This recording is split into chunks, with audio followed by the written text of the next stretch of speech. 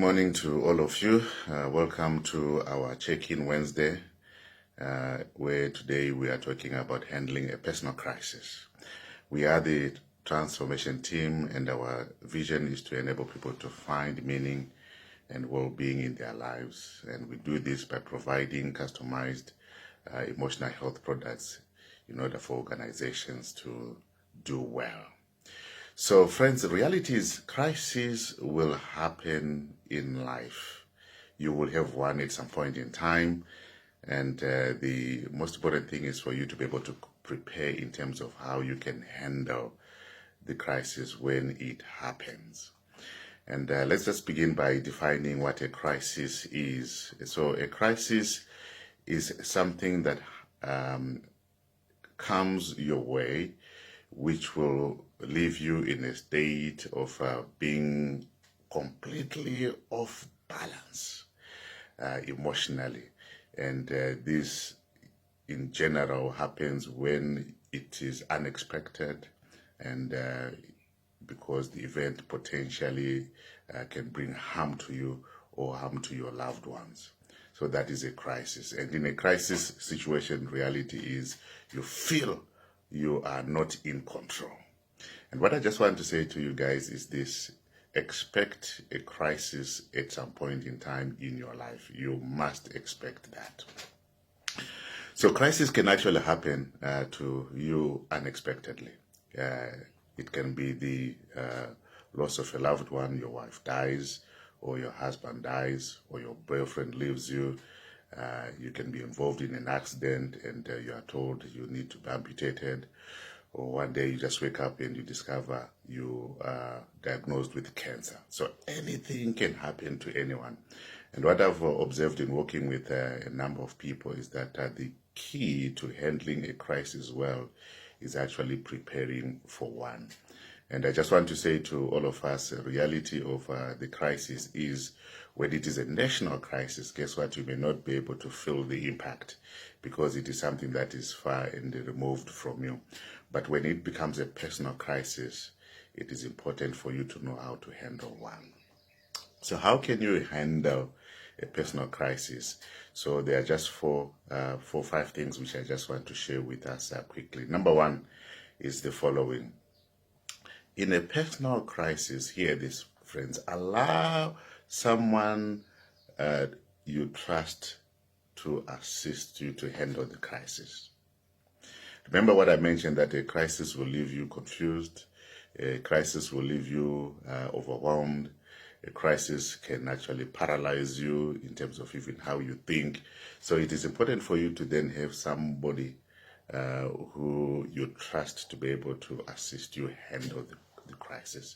And so this is very important. So I normally say to people, have somebody that you will say, if I get overwhelmed, guess what? There is a go-to person, somebody I can go and talk to who can help me to process the crisis. It could be your pastor, it could be a family member, it could be a loved one, but at least there must be someone in your life who you can trust to go to help you to process a crisis. Because by the time the crisis happens to you, or when the crisis happens to you, reality is you may not be in a state to be able to handle the crisis. So that is the first thing to do, having someone who you can actually go to discuss the crisis, to work with you to be able to handle the crisis with you. And that's very important. The second thing that is important is for you to be able to identify, embrace, and handle the emotions or the feelings that come along with the crisis. And again, here you may need somebody to assist you to do that, somebody who has the skills, and it is actually probably important for you to go to a counselor, someone who is a professional who can help you to manage those emotions. Imagine, you discover all of a sudden that your husband has been cheating on you, or your wife has been cheating on you. I've seen people who, fail to handle that crisis. They take a gun and they shoot somebody that, and the that then someone dies. Yesterday I was just watching a video clip where somebody, I think it must be in the States there, who discovered that the wife was no longer interested in him after he had helped the wife to go to school, and the wife was a nurse now, and she could support herself. And guess what he did when he discovered she was no longer interested in him? He then shot her dead, and this was actually captured, on the helpline when he called. And hear this: it's because crisis will leave you emotionally drained. You can become confused. So check your emotions. Talk to somebody so that somebody can help you to process those emotions. Reality is this, friends. There are people out there, people who can actually assist you to handle your emotions, as crises always affect our emotions. So be assisted, which is the second thing here. Be assisted to identify, to embrace, and to then handle your emotions. That is something that is very important. In general, you can actually be confused when you're in a crisis. You can be angry towards people. You can have anxiety, and so, or sometimes even fear. And these emotions must be managed. Number 3, in a personal crisis, hear this, friends, be assisted to identify the problem that you need to deal with, and to focus on how to handle that problem. So whatever the crisis is, it could be the fact that your husband has cheated on you. It could be that your loved one has died. It could be that you are told to have your leg amputated. Have someone to assist you to identify the issue, the problem that you need to actually resolve.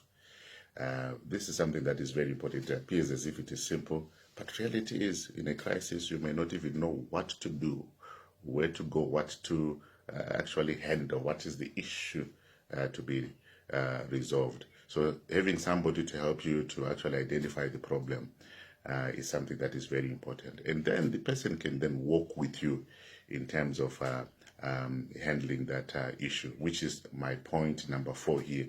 Be assisted to then take appropriate action towards recovery from the crisis. So reality is, there is no substitute for deliberate action when you are in a crisis. You will still need to do something about the crisis.